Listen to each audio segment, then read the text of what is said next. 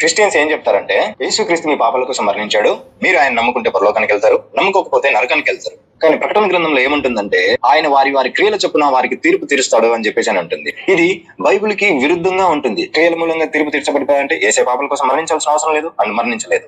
2, విశ్వాసం మూలంగా రక్షించబడితే ఆయన నమ్ముకుంటేనే రక్షణ పొందుతాడు అనుకుంటే దాని క్రియలు అవసరం లేదు, క్రియలు కౌంట్ చేయకూడదు. సో మీకు మీరే కాంట్రడిక్షన్ గా ఉన్నారు. ఈ విషయం మీకు అర్థం కాలేదు అంటే ఇంకొంచెం చిన్నపిల్లలకి టీచ్ చేస్తాను కదండి.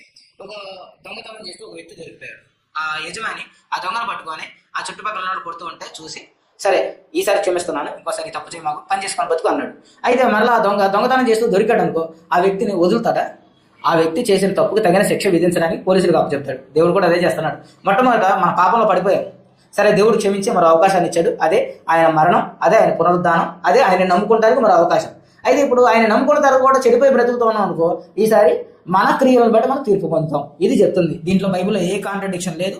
మీరు తప్పుగా అర్థం చేసుకున్నారు, కొంచెం సరి చేసుకుంటారని ప్రేమపూర్వకంగా మీ సహోదరుడు.